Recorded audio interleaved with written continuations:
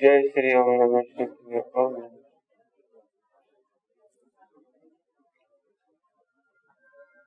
नमो हरिहन्ताणं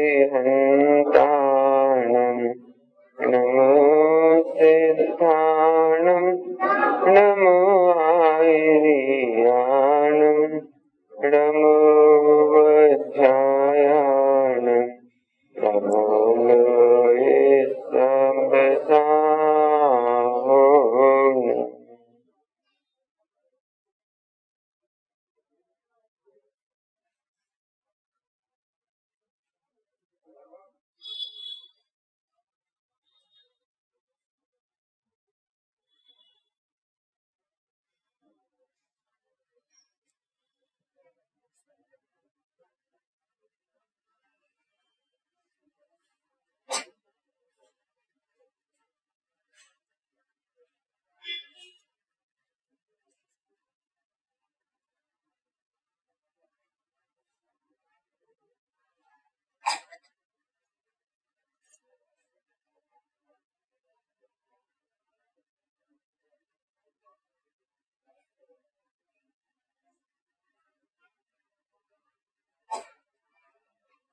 मंगलम भगवान वीरो मंगलम गौतमो गणी मंगलम कुंद कुंदायो जैन धर्मोऽस्तु मंगलम सर्वमंगल मांगल्यम सर्वकल्याणकारकम प्रधानं सर्वधर्माणां जैनं जयतु जैनं जयतु।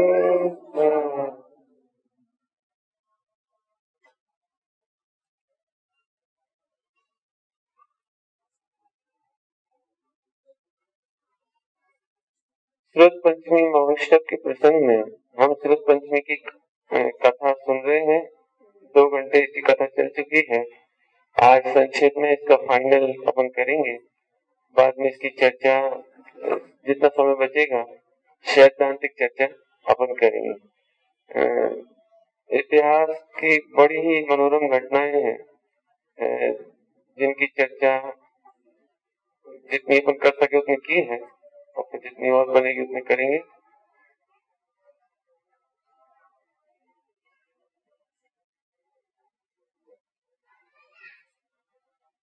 सबसे पहले आज हम प्रारंभ कर रहे हैं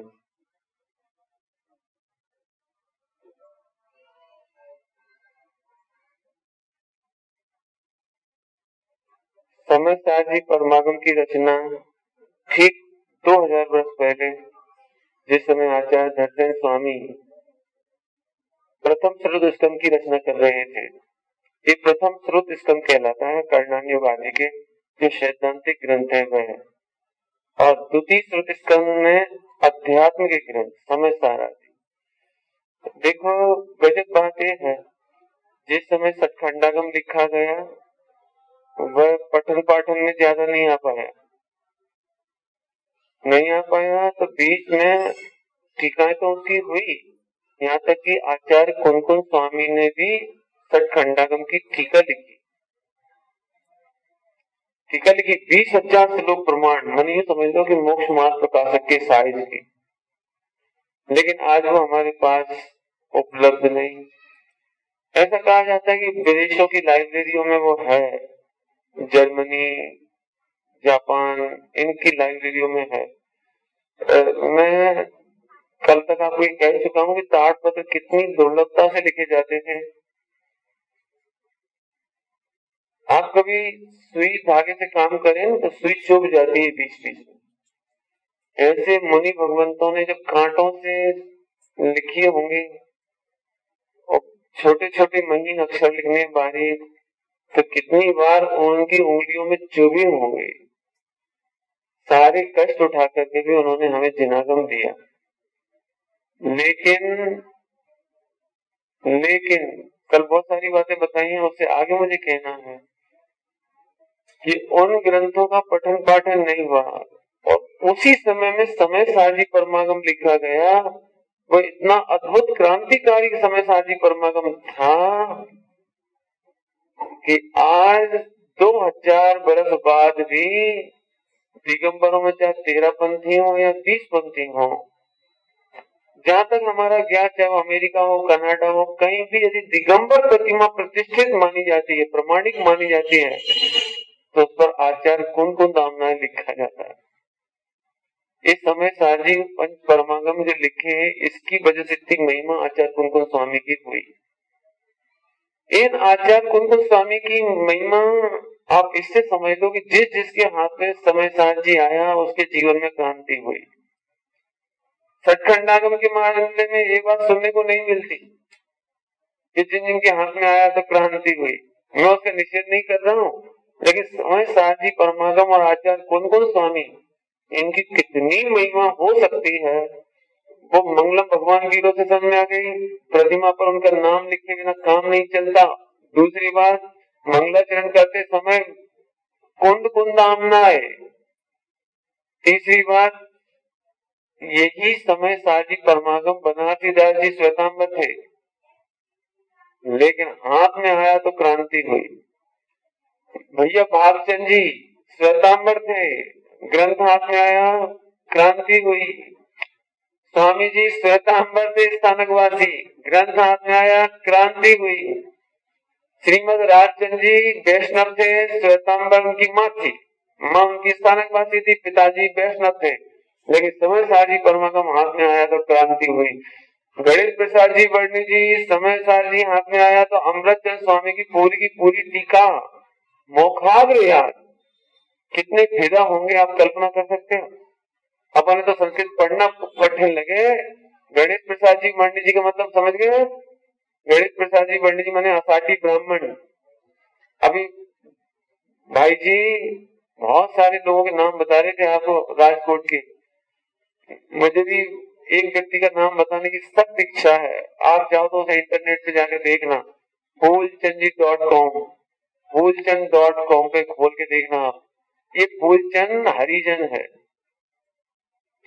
उमराला स्वामी जी का जन्मभूमि है उमराला, और वहां पर एक स्वीपर, जब लोगों का आना जाना हुआ, गुरुदेव का परिवर्तन हुआ, तो गुरुदेव के परिवर्तन के बाद उस परिवार को, ग्रैंड फादर को ये महिमा आई कि अरे हमारे गांव में, छोटे से गांव में ऐसा महापुरुष बना जिसे पूरे हिंदुस्तान में श्वेतांबर धर्म छोड़ के दिगंबर धर्म अपनाकर क्रांति कर दी। तब उस ग्रैंड फादर को भी ऐसा लगा कि मुझे धर्म समझना चाहिए, और वह कन्वर्ट हुआ। बाकी सब आपने बताई थी, खान पान शुद्ध, एकदम शुद्ध।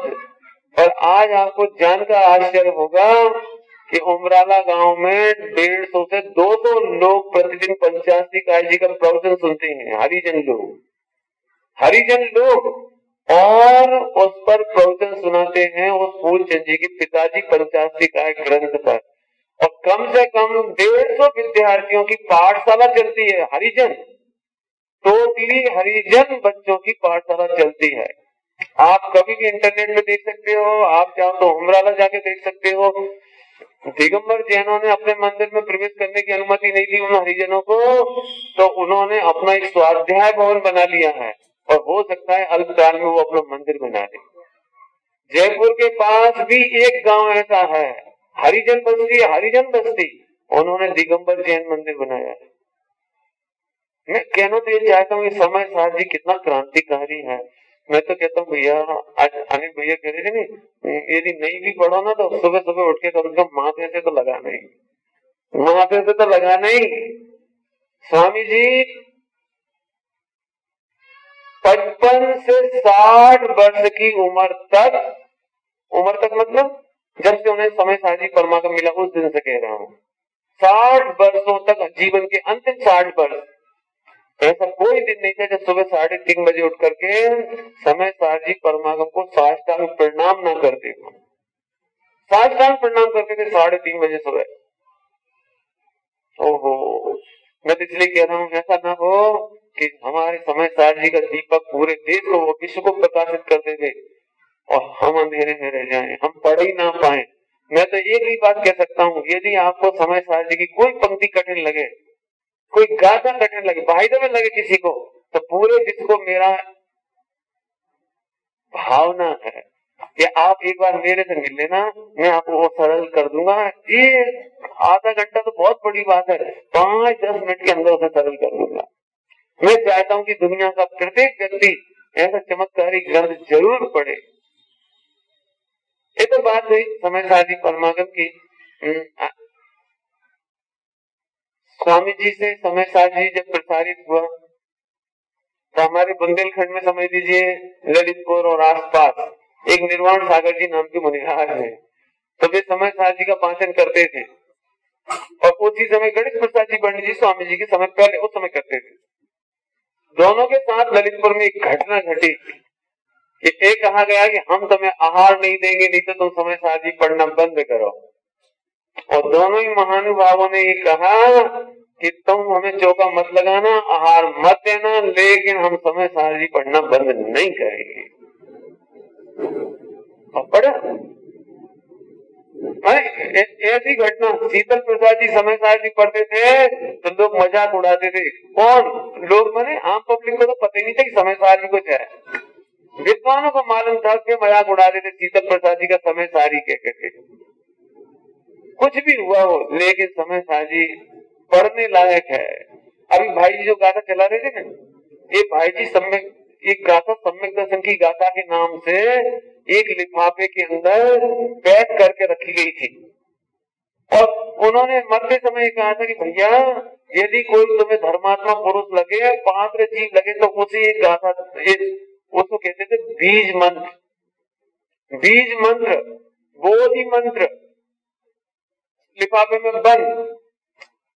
और सौभाग्य भाई वो गाथा देने के लिए श्रीमद जी के पास आए और श्रीमद जी ने, उनको विचक्षण ज्ञान था, उन्होंने दुकान पर बैठे बैठे पेड़ी पर ही कहा, सौभाग्य भाई आओ। आश्चर्य कि पहली बार सौभाग्य भाई को देखा, नाम परिचय कुछ नहीं। उस जमाने में टेलीफोन फोन की बातें नहीं थी। कोई बात नहीं, बोले तुम मेरे लिए बोधि मंत्र लाए हो, बीज मंत्र, इसमें एक गाथा लिखी हुई है। और वो निकाल करके देखी तो वही गाथा। बस तब से सौभाग्य भाई उनके, मैं कहना ये चाह रहा हूँ कि समय साजी के यदि आप इतिहास में जाओगे आपको बहुत सारी बातें मिलेंगी। सठखंडागम की आज मैं कहानी सुना रहा हूँ, उससे पहले इसलिए ये बात कही कि समय साजी परमागम आज अमेरिका में है, जितने जैनी भाई हैं उनके पास है, हिंदुस्तान में है, कनाडा में है, लंदन में है, अफ्रीका में है। लेकिन सठखंडागम भारत में इसकी लिमिटेड प्रतियां होंगी, लिमिटेड, मेरे ख्याल से 10-25 हजार छपी होंगी ज्यादा से ज्यादा। लेकिन समय साजी परमागम की लाखों प्रतियां छप गई। यदि अपन कहें तो पूज्य गुरुदेव श्री को दिगंबर जैन समाज ने एक समय साजी परमागम दिया। सुना, अपन ने नहीं दिया, वह भी श्रीमद जी के आगाज से छपा हुआ उन्हें मिला। श्रीमद जी को जब समय साजी मिला तो उन्होंने छपाया सबसे पहले, और इसको छपा, और 1000 प्रति बिकने में 28 साल लग गए थे। 28 नहीं, गलती बोल रहा हूँ, 28 साल में भी 200 बिकी थी। नहीं, मैं गलत बोल रहा हूँ, 200 भी गिफ्ट में दी गई थी। नहीं समझ क्या कह रहा, मैंने कोई खरीदता नहीं था, पढ़ना नहीं होता था, और 200 भी विद्वानों में गिफ्ट में दे देकर खत्म हुई। तो सब लोगों को चिंता हुई आकाश में कि साहब ये समय साजी बिकता तो है ही नहीं। तो श्रीमद राजचंद्र जी ने एक बात कही थी कि मेरे जाने के बाद, गुजर जाने के बाद एक कार नाम से, का अक्षर से शुरू होने वाला एक महापुरुष पकेगा, उस दिन ये सारी बिक जाएंगी। तो उन लोगों ने पूछा कि हमें कैसे मालूम पड़ेगा कि वो का नाम का व्यक्ति का जन्म हो गया कि नहीं हुआ। तो उन्होंने कहा जिस दिन समय सारजी परमागम का मोटा आर्डर आ जाए, मोटा मैंने बड़ा आर्डर आ जाए, उसी दिन समझना कि वो पुरुष पक गया। जब स्वामी जी को एक प्रति मिली पढ़ने के बाद राम जी भाई बापू जी से कहा कि ये सारी प्रतियां मंगा लो। तो वहां से चिट्ठी लिखी गई अगास कि जितने ग्रंथ हो सारे भेज दो, और वहां से 800 ग्रंथ पूरे के पूरे आ गए जो 28 साल में नहीं लिखे थे। और इसके बाद 1000 ग्रंथ लिखने की बात नहीं है, तब से अभी तक कम से कम 25 से 50,000 ग्रंथ प्रतियां छपकर बिक गई। और इतना ही नहीं, अब तो उनके ऊपर डॉक्टर उत्तम चंद जी ने काम कर दिया। अभी युगल जी, बाबूजी और हेमचंद जी ने मिलकर एक काम कर दिया, डॉक्टर साहब ने टीका लिख दी, अनुशीलन हो गए, प्रवचन हो गए। इसका मतलब है कि समय सार जी की ज्योति अब 18,500 वर्ष छिपेगी नहीं। तुम कहीं से पढ़ो, समाचार नाटक से पढ़ो, चाहे अनुशीलन से पढ़ो, चाहे कहीं से पढ़ो, प्रवचन से सुनो, सीडी से सुनो। और गजब अभी पढ़ने का हो रहा है कि इतनी सी डबियां चल गई, डबियां समझ गए, आईपॉड और क्या क्या मोबाइल और धनक क्या क्या। अब सुन, अब लोग रेल में चलते हुए सुन रहे हैं, कार में चलते हुए सुन रहे हैं, समाधि मन के समय सुन रहे हैं। कौन सुने कौन सुनाए? इसका मतलब है हम कह सकते हैं कि हम उस महायुग में जी रहे हैं जब समय सार जी की क्रांति हुई। समय सार जी एक समय मैंने भी देखा, वो समय मैं ज्यादा नहीं कहना चाहता, लेकिन आज तो मुनिराजों में भी इनकी टीका हो रही है, मुनिराज भी इनको पढ़ रहे हैं। माने सर्वत्र समय सार का युग चल रहा है। ये तो हुई समय सार जी की बात। उसी समय जो ग्रंथ लिखे गए बड़ी मुश्किल से हमारे प्रकाश में आए। आगे मैं सुनाता हूँ, कल से आगे आए। कारण जाल का मैंने बताया, देशी नंदन जी के सहयोग से सूची बनाई गई। 1935 में पंडित बंशीधर जी व्याकरणाचार्य बीना वालों को बुलाया था, जिन्होंने 1 महीना काम किया। काय के लिए? अब वो संपादन करने के लिए, उसका काम हो गया ना सचखंडागम का। उससे आगे पंडित हीरालाल जी शास्त्री न्याय तीर्थ साड़ूमल झांसी से पधारे। वे 3 वर्ष तक उज्जैन में राय बहादुर सेठ लालचंद जी के यहाँ रहते हुए उन्होंने काम किया। उज्जैन में, भाई उज्जैन वाले भी खुश हो जाते हैं, उज्जैन वाले उज्जैन में 3 वर्ष तक काम हुआ। 1938-39 में पंडित फूलचंद जी सिद्धांत शास्त्री बीना की नियुक्ति की गई। इसका मतलब है फूलचंद जी साहब बहुत आखिरी में आए 1938-39 में। अर्धमासी के professor doctor A.N. Upadhyay Kolhapur ने 200 पृष्ठ की सामग्री जांची। मैं फटाफट सुना रहा हूँ, डिटेल नहीं कर रहा हूँ। पंडित श्री जुगल किशोर जी मुख्तार से संपादन में सहयोग मिलता। जुगल किशोर जी मुख्तार हमारे बहुत इंटेलिजेंट हुए, उनसे सहयोग मिलता, परंतु अस्वस्थ होने से सहयोग नहीं मिल सका। जबकि पंडित नाथूराम जी ने वृद्धावस्था में भी भली प्रकार से सहयोग दिया। मैंने इसके संपादन में फाइनल प्रूफ जांचने वगैरह में पंडित नाथूराम जी साहब का भी बहुत उपकार हुआ। इसके बाद ये सब तैयार हो गया। लिखने का कष्ट, अनुवाद का कष्ट, प्रतियों को पढ़ने हेतु पाने का कष्ट, मैंने दे नहीं रहा था कोई पढ़ने के लिए। अंततः जैसे जैसे छपने को तैयार भी हो गई तो सारे देश में, लोगों में, जनता में, जैन समाज में छपाने का विरोध शुरू हो गया। पहला विरोध शुरू हुआ भट्टारकों की तरफ से, तो दक्षिण से 1 पैसा कोई देने तैयार नहीं था। दोनों सेठ लोग पूना के, सोलापुर के और बंबई के, वे सहयोग नहीं कर रहे थे। साथ में हिंदुस्तान में इस बात का विरोधी वातावरण बनाया गया जिसने सचखंडागम छप सकता था। उतना ही पैसा से भी ज्यादा पैसा इस बात पर खर्चा हुआ कि सचखंडागम नहीं छपना चाहिए। पूरे हिंदुस्तान के विद्वान इसमें ताकत लगा रहे थे, पत्र पत्रिकाओं में लिख रहे थे। मालूम क्यों? कि भैया ग्रंथ छपाने की स्याही कैसी होगी, वो अशुद्ध होगी स्याही, और फिर कौन आदमी छापेगा, जैन होगा कि अजैन, मुसलमान होगा कि कौन, फिर वो कपड़े कैसे पहनेगा, फिर वो आलू खाएगा कि नहीं खाएगा, और रात में भोजन करेगा कि नहीं करेगा, और इससे हमारी जिनवाणी और दिव्य ध्वनि की पवित्रता नष्ट हो जाएगी। और और फिर वो पहले जमाने में छाप छाप के सुखाना पड़ता था जमीन पर रखकर, स्याही बहुत वैसी होती थी, सुखाना पड़ता था, तो जमीन पर रख के सुखाया जाएगा। इसमें इतनी ताकत लगाई गई कि कहीं से एक पैसा भी छपाने के लिए नहीं मिला, और उतना से ज्यादा पैसा अखबारबाजी में खर्च हो गया, विरोध में खर्च हो गया। चलो जो हुआ तो हुआ, आगे चलते हैं, क्या हुआ फिर देखते हैं। असाधना करार दिया, हजारों रुपए खर्च हुए, बहुत सारी बातें हुई। इस तरह से आगे छपाई का इतिहास देखें। यदि हम छपाई का इतिहास देखें, सन 105 में चाइना में कागज बन चुका था। 10वीं 11वीं सदी में अरब में कागज का उत्पादन होने लगा था। हम 18वीं 19वीं शताब्दी की बात कर रहे हैं, 20वीं शताब्दी की बातें कर रहे हैं। वहां 10वीं 11वीं शताब्दी में कागज का उत्पादन होने लगा था, वहां पर छपाई होने लगी थी। श्वेतांबर भाइयों ने हमसे पहले कल्पसूत्र सन 1427 में छपा लिया था। 1427 सन में कल्पसूत्र छप गए थे। 1790 में रोम में संस्कृत व्याकरण छप गई थी।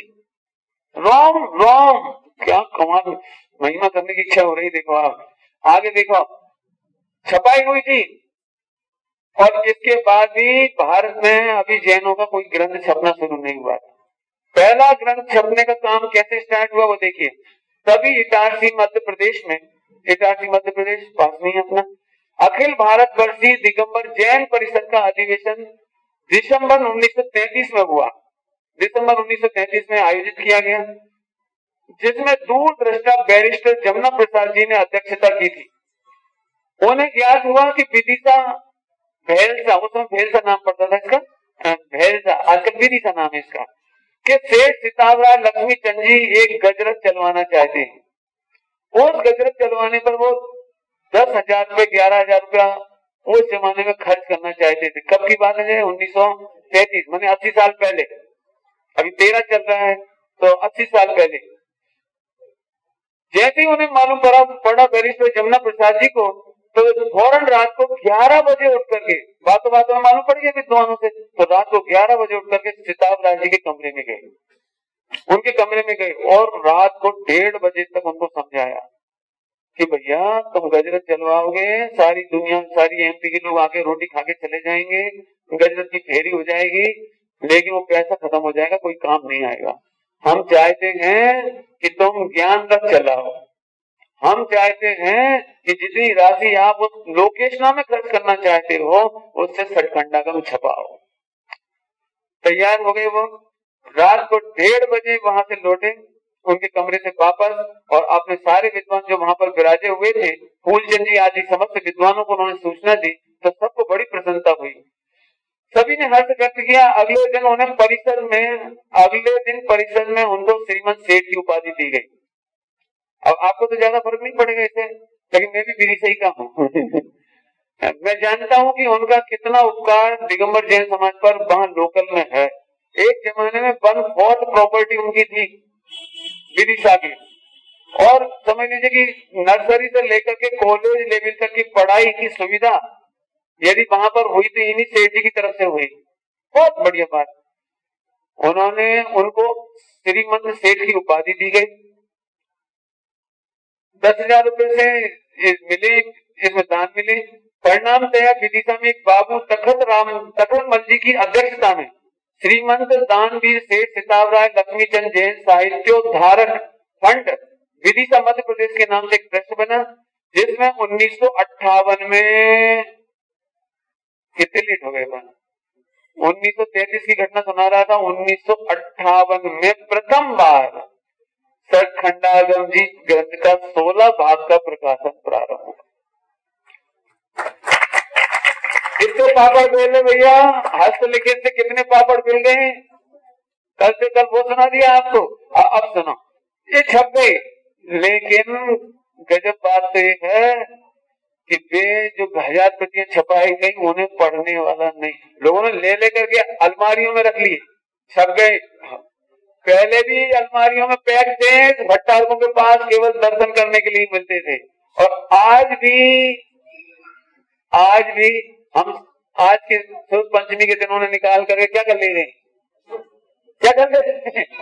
मैंने आज भी कितने दुर्लभ होंगे वे लोग जो ये ग्रंथ पढ़ते होंगे। इसीलिए मैंने समझदार जी से तुलना करके आपको बताई थी।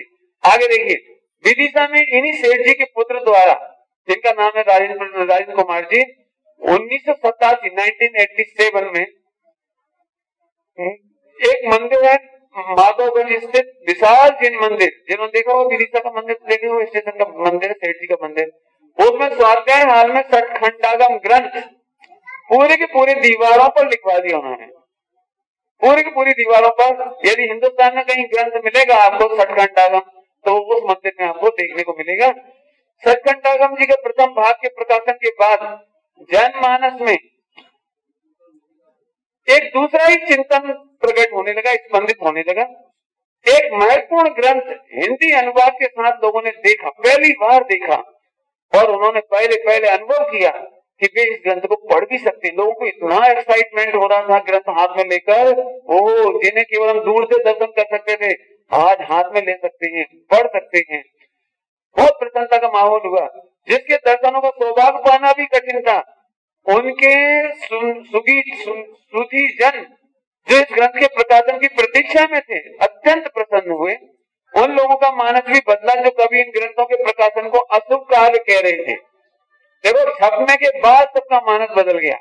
अब जगह जगह इसकी पूजा प्रारंभ हुई, उत्सव प्रारंभ हुए, और जो भट्टारक जी अभी तक विरोध कर रहे थे, जब उसकी एक प्रति भट्टारक जी को पहुंचाई गई, मूलचंद जी वगैरह लेकर पहुंचे वहां पर, हीराचंद जी साहब हम पहुंचे लेकर के, तो पूरे गांव में श्रवण बेलगोला मूड बद्री में सारी समाज और पंचायत ने हाथी पर विराजमान करके उसको निकाला, और उस भरी सभा में उन्होंने कहा, वो मैं चीज पढ़ के सुनाता हूँ, क्योंकि उपयोगिता का यथार्थ दर्शन मानव को अति भावुकता से हटकर प्रज्ञा की भूमि पर ले आता है। डॉक्टर साहब माने हीराचंद जी के शब्दों में श्री धवल सिद्धांत प्रथम भाग के प्रकाशित होने से हमें जो आशा थी उसकी 16 आने पूर्ति हुई। हमें प्रकट करते हुए अत्यंत हर्ष और संतोष है कि मूल बद्री के मठ को जो भेंट की हुई शास्त्राकार प्रतियों के वहां पहुंचने पर उन्हें विमान में विराजमान करके जुलूस निकाला गया, श्रुत पूजन किया गया, सभा की गई, जिसमें वहां के प्रमुख सज्जनों और विद्वानों ने हमारे संशोधन, संपादन और प्रकाशन व्यवस्था की बहुत प्रशंसा की। यह मत प्रकट किया कि आगे संपादन कार्य में वहां की मूल प्रति से मिलाने की सुविधा दी जानी चाहिए। अभी तक तो आपको पता ही कल क्या क्या बताया था मैंने, देने तैयार नहीं थे किसी कीमत पर, आप बोले कि नहीं अब देना चाहिए। और फिर वहां से जब प्रतियां मिली तो बहुत संशोधन हुए और अब शुद्ध प्रकाशन उसका हो गया। नहीं तो ज्ञानावर्णी क्रम बनेगा। कौन सा क्रम बनेगा? पढ़ने सुनने से यदि कोई किसी को रोकता है, किसी भी बहाने से रोकता है, तो ज्ञानावर्णी क्रम का बंद होता है। कभी भी जिंदगी में कोई शिविर हो, कोई कार्यक्रम हो, किसी को जाने से नहीं रोकना, पढ़ने से नहीं रोकना, सुनने से नहीं रोकना, किसी बहाने नहीं रोकना। ज्ञानावर्णी क्रम का बंद होता है। यह सभा मूल बद्री के मठ के भट्टारक श्री चारु कीर्ति पंडिताचार्य के सभापतित्व में हुई थी। उस समारंभ के बाद स्वयं भट्टारक जी ने अपना अभिप्राय हमें सूचित किया और प्रति मिलाने की व्यवस्था आदि के लिए हमें वहां आने के लिए आमंत्रित किया। ये प्रस्तावना के पृष्ठ 2 पर लिखी है सठखंडागम जी के। इस तरह आगे के प्रकाशन की सुविधा हो गई और इस तरह से प्रकाशन की अनुमति हो गई। इस तरह से मैंने आपको शॉर्ट में सारी बात बता दी। मैं अब सिद्धांत की चर्चा करूं उससे पहले थोड़ी सी चर्चा और करता हूं।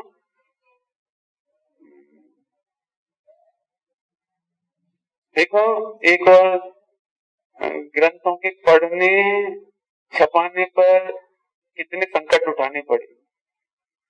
जैन धर्म का उद्धार करने के लिए जितने लोग तैयार हुए उन्हें संकट का सामना करना पड़ा है। ये इतिहास बता दिया मैंने आपको।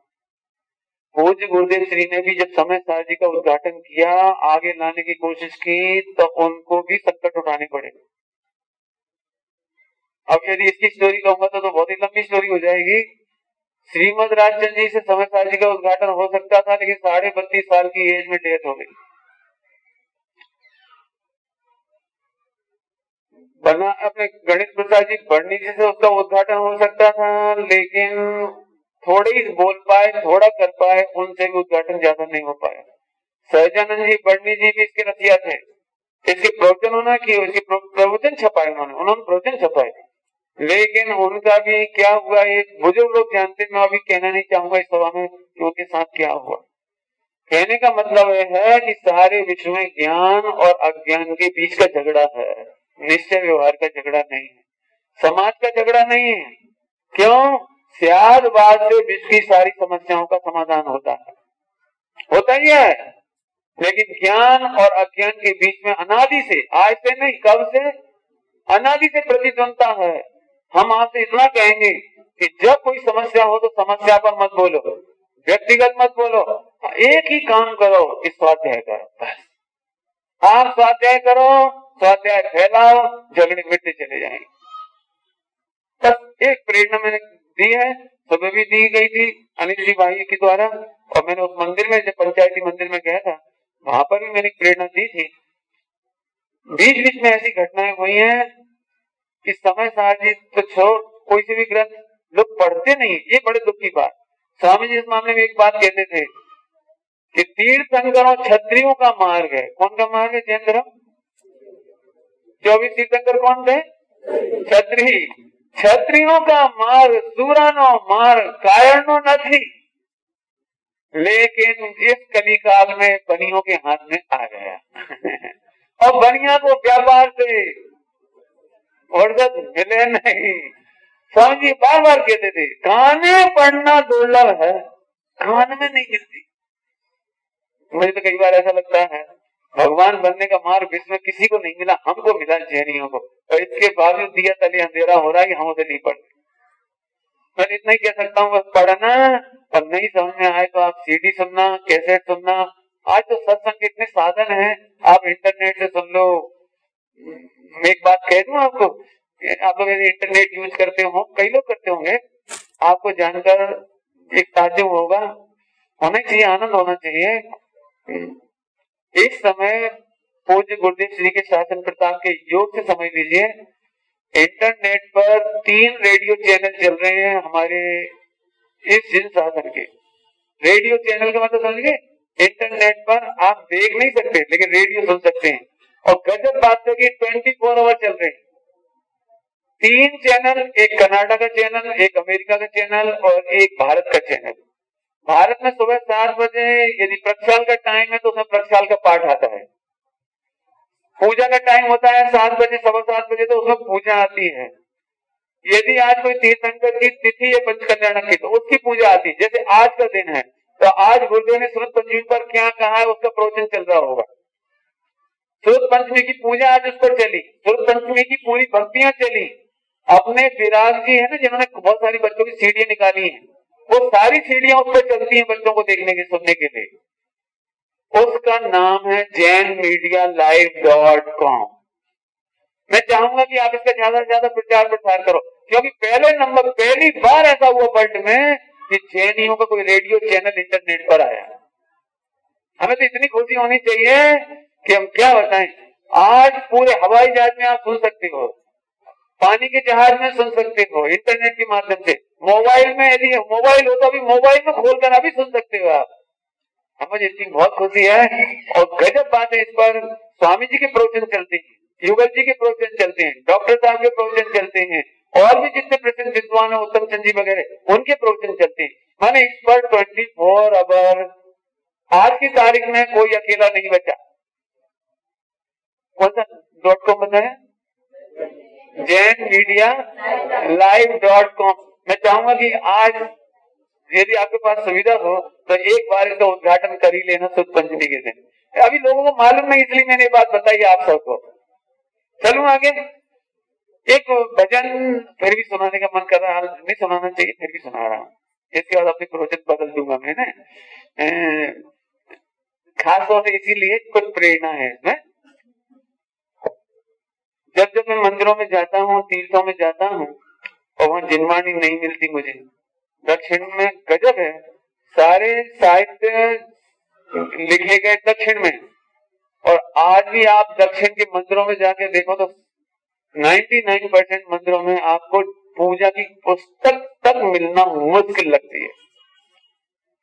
आप महाराष्ट्र के इंटीरियर जाइए, थोड़ा उधर जाके देखिए, समय सारणी सहज अवेलेबल नहीं मिलेगा, मोक्ष मार्ग प्रकाशक सहज अवेलेबल नहीं मिलेगा। एक बड़े दुख की बात।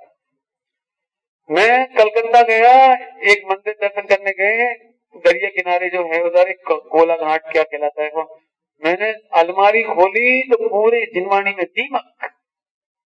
मेरा दर्शन पूजन एक तरफ, वो सब निकाल के मैंने किया। ऐसे एक स्थान नहीं, कई स्थान पर देखा, लोग पढ़ते नहीं है, पढ़ने नहीं देते हैं, छपने नहीं देते हैं, ग्रंथों का बहिष्कार कर देते हैं, डुबा देते हैं, जला देते हैं, जो कुछ भी करते हैं। तब मेरे चित्त में एक पीड़ा हुई थी 1987 में, तब मैंने एक भजन लिखा था। उसको मैं इसलिए लिख रहा बोल रहा हूँ कि आप उस जिनवाणी माता की पीड़ा को समझो, जो इतने कष्टों के बाद आप तक आई। मैंने सुबह कम लोगों के बीच में बताया था, उस मंदिर में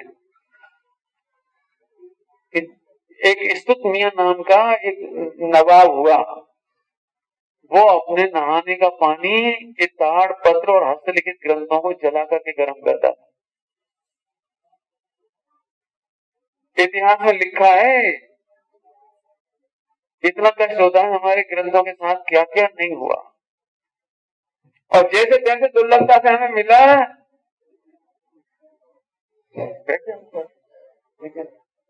ठीक है शांति से बैठना है, ऐसे बैठ जाओ। तो मैं क्या कह रहा था, मैंने इतनी दुर्लभता से, और फिर भी यदि हम ग्रंथों का सम्मान ना करें, पढ़े नहीं, तो ये जिनवाणी माता की पीड़ा सुनाने के लिए मेरे का एक भजन है, वो आप सुना। जिनवाणी माता आशु बहार, पंचम काल में जैन धर्म में जैनी ही लाजवाय। जिनवाणी माता आंसू बहार, कोई पढ़े नहीं, कोई सुने नहीं, मीत ही बढ़ते कसाय। जिनवाणी माता आंसू बहाए, कोई तो शास्त्रों को छपने ना दे, कोई तो शास्त्रों को पढ़ने ना दे, कोई शास्त्र डुबाए। जिनवाणी माता आंसू बहाए। भीषम पंथ का प्रकोप आया, सुधाम नाय को जिसने डुबाया, गंडा में बिकवाए। जिनवाणी माता आंसू बहाए। दक्षिण के आप गांव में जाएं, हर घर में, हर झोपड़ी में आपको ताड़पत्र मिलेंगे। गंधहस्ती महाभास हमारे भट्टारकों ने स्मगलिंग कर दी, समझ लीजिए।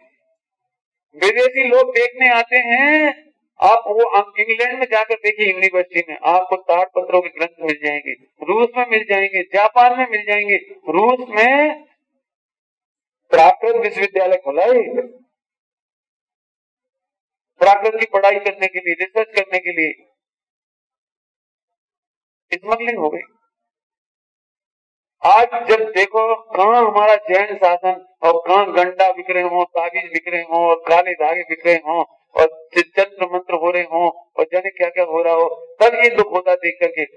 गंडा में बिकवाए जिनवाणी माता आंसू बहाए। कोई निश्चय के शब्दों में अटका, कोई व्यवहार की क्रिया में भटका।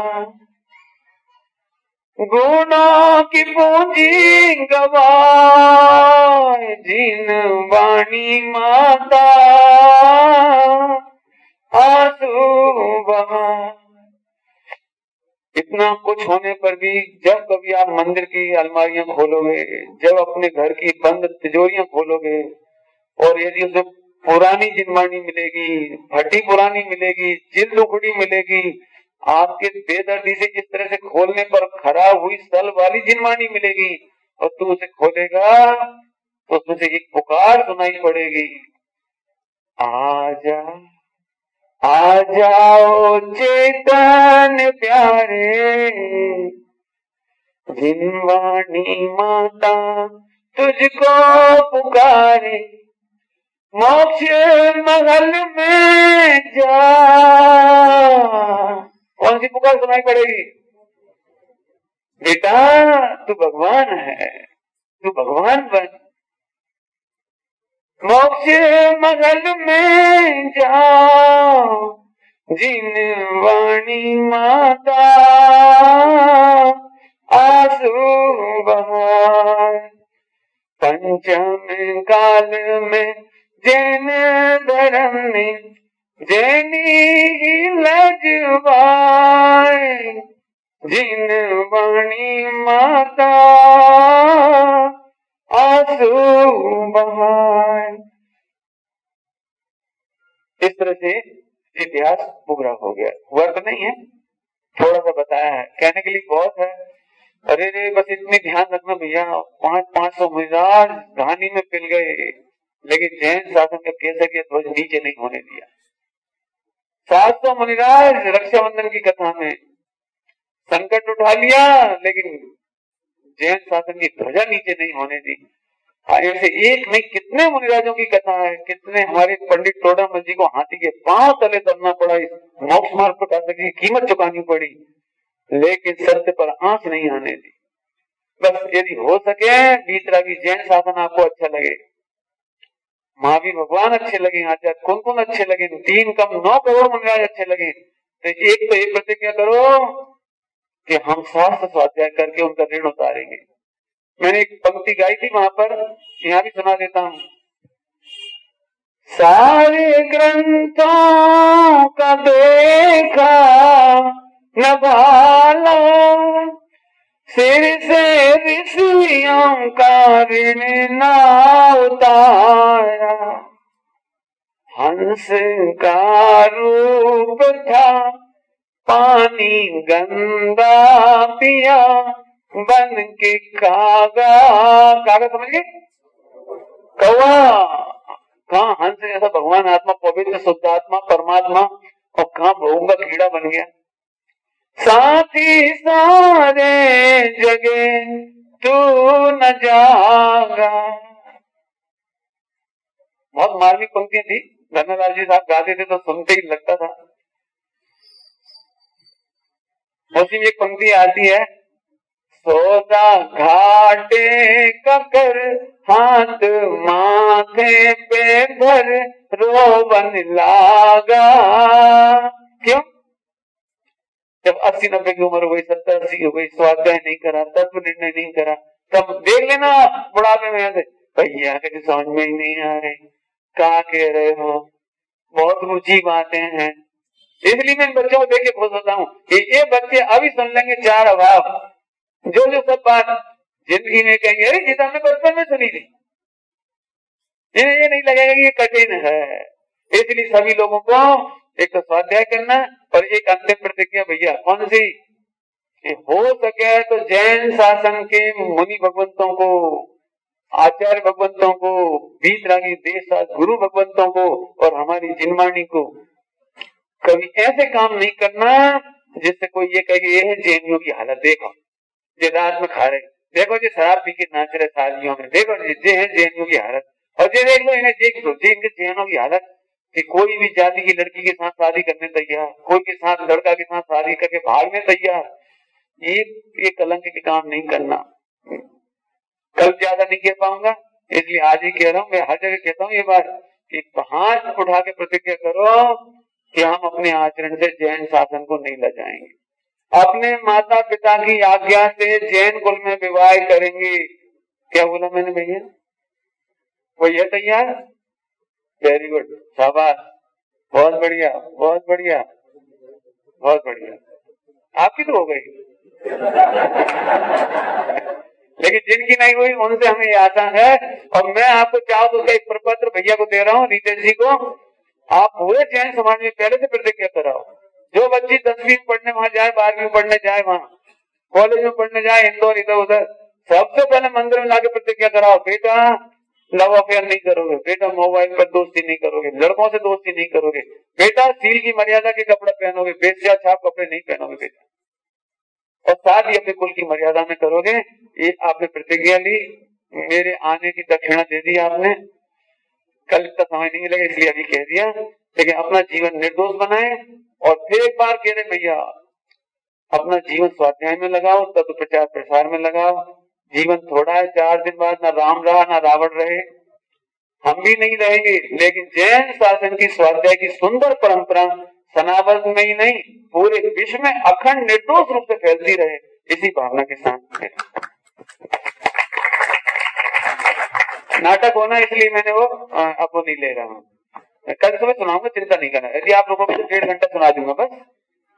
हाँ जी, कल का जो कार्यक्रम हम और आपके इस महोत्सव के समापन के रूप में आ रहा है, वह है प्रारंभ से ही 6:45 से 7 बजे तक हमारा जितेंद्र भगवान का अभिषेक, 7 बजे से 1.5 साल शुद्ध पंचमी पर्व की पूजा होगी।